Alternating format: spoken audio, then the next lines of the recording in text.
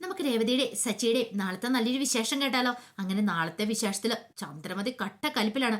കാരണം ആദ്യം വിമലയും പോവാത്തന്റെ ദേഷ്യം അപ്പൊ ശ്രുതിയോട് തീർക്കുവാണ്. ശ്രുതിയാണ് രാവിലെ അവര് ക്ഷേത്രത്തിലേക്ക് പറഞ്ഞു വിട്ട് ചന്ദ്രമതിയെയും രവീന്ദ്രനും കൂടെ. ആന്റി പോയിട്ട് വരുമ്പത്തേനും ഇവരെ ഞാൻ ഇവിടുന്ന് ഒഴിവാക്കാന്നൊക്കെ. പക്ഷെ വന്നു കഴിയുമ്പത്തേനും അവരവിടെയുണ്ട്, അവര് പോയിട്ടില്ല. അപ്പൊ അതിന് കട്ട കലിപ്പായി ചന്ദ്രമതിക്ക്. എടി, നിന്നോട് ഞാൻ പറഞ്ഞല്ലായിരുന്നോ ശ്രുതി, രാവിലെ ഇവരെ പറഞ്ഞു വിടണോന്ന്, എന്നിട്ട് എന്താ ഇവിടെ പറഞ്ഞു വിടാത്തെ എന്നൊക്കെ ചോദിക്കുകയാണ്.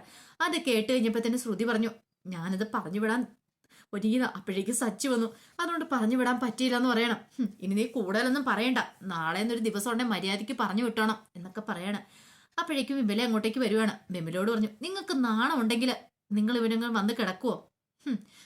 എങ്ങൊന്നും ഒരു കൊച്ചിനെയും കൊണ്ട് ഇങ്ങനെ വന്നേക്കും, ഇടയ്ക്കിടയ്ക്ക് വന്ന് തിന്ന് സൂചിച്ചിട്ട് അങ്ങോട്ട് പോവാലോ, 2 ദിവസത്തേക്ക് ഒന്നും അറിയണ്ടല്ലോ എന്നൊക്കെ പറയണം. അത് കേട്ടപ്പോൾ ശ്രുതിക്ക് വല്ലാത്തൊരു വിഷമായിപ്പോയി. അപ്പോഴേക്കും രേവതിയും കൂടെ അങ്ങോട്ടേക്ക് വരുവാണ്. രേവതി വന്നിട്ട് എന്താ ഏതെന്നൊക്കെ ചോദിക്കണം.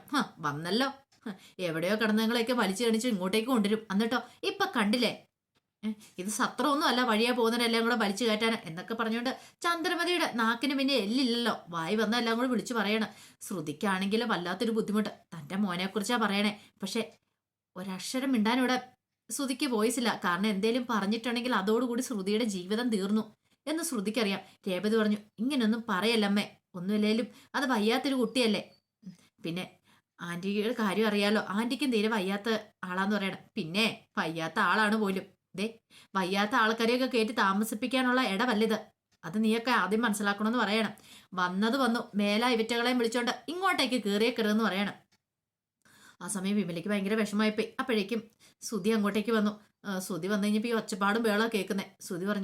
സുധി പറഞ്ഞു, എന്താ അമ്മ ഇത്, എന്തിനാ ഈ ഒച്ചപ്പാടും ബഹളമൊക്കെ ഉണ്ടാക്കണേ? അവർ നാളെ അങ്ങോട്ട് പോയിക്കൊള്ളൂല്ലേ എന്നൊക്കെ ചോദിക്കുവാണ്. ഇത് കേട്ട് കഴിഞ്ഞപ്പോഴത്തേനും ചന്ദ്രമതി പറഞ്ഞു, എടാ പോകും പോന്ന് പറഞ്ഞാൽ പോകുന്നില്ലല്ലോ എൻ്റെ അമ്മ, ഒരു ദിവസത്തെ കാര്യം കൂടെയൊക്കെ അല്ലേ ഉള്ളൂ എന്നൊക്കെ പറയണം. നിനക്കൊക്കെ ഇത് പറയാന്ന് പറയണം. എല്ലാരും കൂടെ ഇങ്ങോട്ട് വിളിച്ചു കയറ്റിയിട്ട് ഇപ്പൊ എല്ലാരും കൂടെ തന്നെ സപ്പോർട്ട് ചെയ്യുന്നോ എന്നൊക്കെ ചോദിച്ചുകൊണ്ട് ചന്ദ്രമതി ദേഷ്യപ്പെടുവാണ്. ആ സമയം സച്ചി അങ്ങോട്ട് വന്നു. സച്ചി വന്നിട്ട് പറഞ്ഞു, അല്ല അമ്മയ്ക്ക് ഇത് എന്തിന്റെ ഇതാ, അമ്മ ഇത് എന്താ വിളിച്ചു പറയണെന്ന് ചോദിക്കുക. ഞാനാ അവരിങ്ങോട്ട് കൂട്ടിക്കൊണ്ടു വന്നേ. ഓ, നീയാണല്ലേ? അതെ, നിന്റെ വീടൊന്നും അല്ല, ഇത് ചന്ദ്രമതിയുടെ വീടാ. എന്റെ അച്ഛൻ എനിക്ക് തന്ന വീടാന്ന് പറയാം. പിന്നെ അമ്മയുടെ തന്നെ വീടൊന്നും അല്ല, ഇത് അച്ഛന്റെയും കൂടെ പേരില വീട് കിടക്കണേന്ന് പറയാണ്.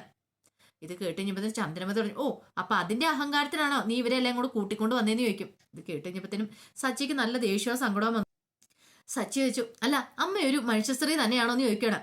ഇത്തിരി ഇല്ലാത്ത കുഞ്ഞിനോട് പോലും അമ്മയ്ക്കൊരു കരുണയില്ലെന്ന് ചോദിക്കുക. ഇല്ലടാ, എനിക്ക് ആരോടും കരുണയൊന്നും ഇല്ല, എനിക്ക് അത്ര കരുണ കാണിക്കേണ്ട കാര്യമില്ലെന്ന് പറയണം. പിന്നെ കരുണ കാണിക്കാനായിട്ട് ഇത് എന്റെ കൊച്ചുമോനൊന്നും അല്ലല്ലോ, പിന്നെ എന്താ കുഴപ്പമെന്ന് ചോദിക്കുകയാണ്.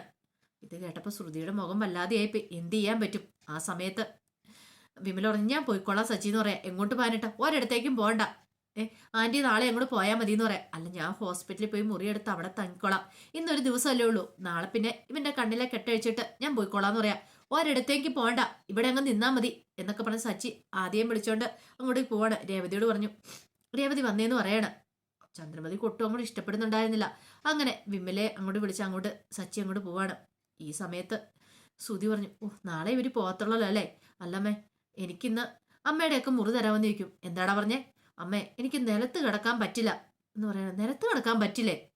എടാ, നിലത്ത് കിടക്കാൻ പറ്റില്ല നിന്റെ ഭാര്യയോട് നീ പറ നിലത്ത് കിടക്കാൻ പറ്റില്ലെന്ന്, എന്നോടല്ല. അവളും കൂടെ സപ്പോർട്ട് ചെയ്യുക ഇപ്പൊ അവർക്ക് വേണ്ടിയിട്ടെന്ന് പറയണം. അമ്മ, ഞാൻ പണ്ടത്തെ പോലെ ഒന്നും അല്ല, ഞാനൊരു ജോലിയൊക്കെ കഴിഞ്ഞിട്ട് വരുന്നതല്ലേ, അപ്പൊ അതിൻ്റെതായ മടുപ്പും കാര്യങ്ങളൊക്കെ എനിക്കുണ്ടെന്ന് പറയണം. എടാ, മടുപ്പുണ്ട് എന്നോട് പറയണ്ടെന്ന് പറയണം. ഈ സമയത്ത് ശ്രുതിക്ക് നല്ല ദേഷ്യവും സങ്കടമായി. ശ്രുതി മുറിയിലേക്ക് കയറി പോകുമ്പോൾ ശ്രുതിയും കൂടെ അങ്ങോട്ടേക്ക് കയറി പോവാണ്. അപ്പോഴേക്കും ചന്ദ്രമതിക്ക് ദേഷ്യം വന്നൊരു ചന്ദ്രമതി നിൽക്കുകയാണ്. ആ സമയം സച്ചി അങ്ങോട്ട് വന്നു. സച്ചി വന്നു കഴിഞ്ഞപ്പോഴത്തേനും ചന്ദ്രമതി പറഞ്ഞു, ഇവിടെ എനിക്കിപ്പോൾ ഒരു മുറിയില്ലാത്ത അവസ്ഥയായെന്ന് പറയണം. സച്ചി ചോദിച്ചു, വീണ്ടും തുടങ്ങിയോ മുറി പ്രശ്നം എന്ന് ചോദിക്കുക. ഇതിനൊരു അറുതിയില്ലെന്ന് ചോദിക്കുകയാണ്. അപ്പോഴേക്കും രേവതി പറഞ്ഞു, അതിന് അമ്മയുടെയൊക്കെ മുറിക്കാതെ അമ്മയ്ക്ക് കിടക്കാലോ, പിന്നെ എന്താ കുഴപ്പമെന്ന് ചോദിക്കുകയാണ്. ചന്ദ്രമതി ചാടി തുള്ളി അങ്ങോട്ടേക്ക് പോവാണ്. ചന്ദ്രമതിക്ക് ഭയങ്കര ദേഷ്യമായിപ്പോയി, സഹിക്കാൻ പറ്റതിൽ അപ്പുറമായിപ്പോയി. പിന്നീട് കുറെ സമയം കഴിഞ്ഞപ്പം രേവതി അടുക്കളയിലുണ്ടായിരുന്ന സമയത്ത് സച്ചി അങ്ങോട്ട് ചെന്നു. സച്ചി എന്നിട്ട് പറഞ്ഞു, അതെ, എനിക്ക് ചില കാര്യത്തിലൊക്കെ സംശയം ഉണ്ടെന്ന് പറയണം. എന്ത് സംശയം? അല്ല, പൗഡറമ്മയുടെ കാര്യത്തിൽ ചില സംശയങ്ങളൊക്കെ എന്ന് പറയണം. എന്ത് സംശയം ശ്രുതിയുടെ കാര്യത്തിൽ?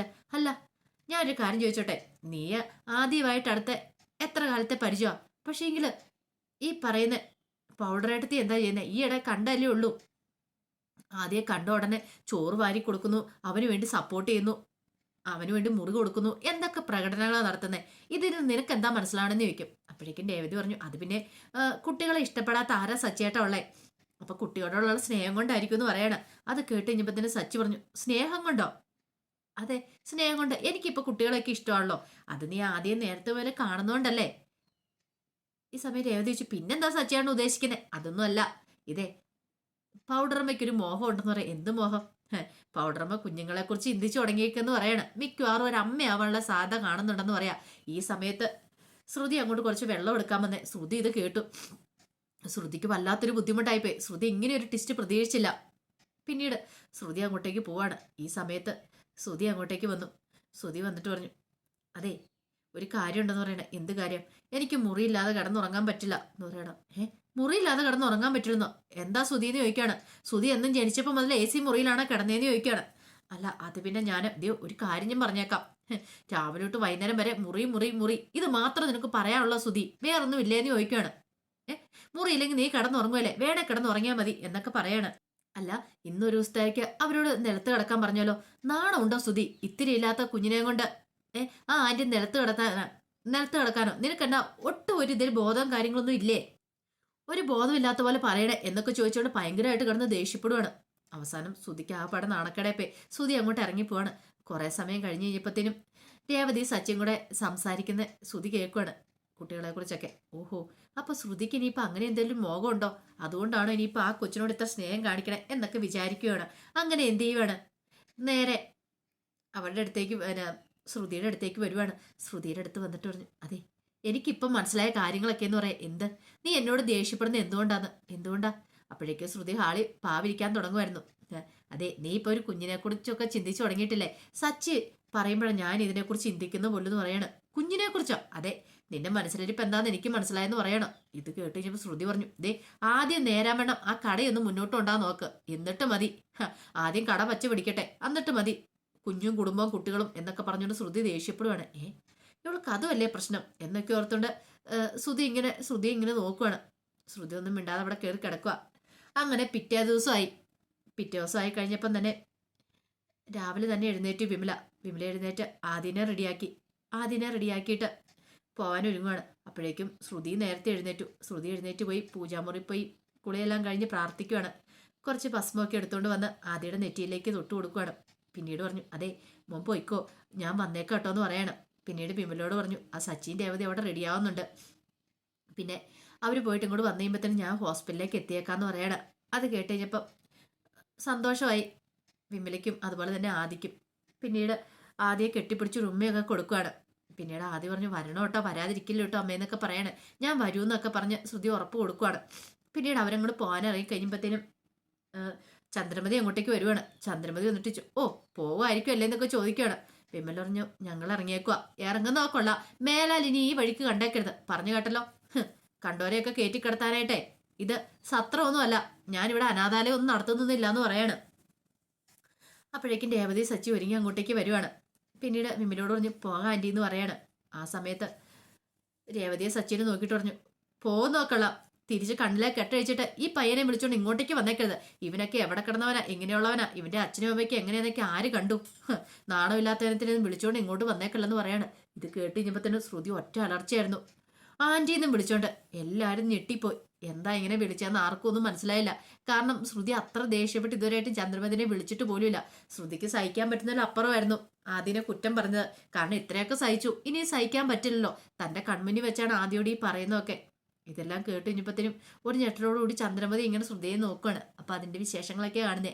ആ വിശേഷങ്ങൾക്കായി നമുക്ക് എല്ലാവർക്കും കാത്തിരിക്കാട്ടോ. ഒരിക്കൽ കൂടി എല്ലാവർക്കും ശുഭരാത്രി നേർന്നുകൊണ്ട് നിർത്തുന്നു.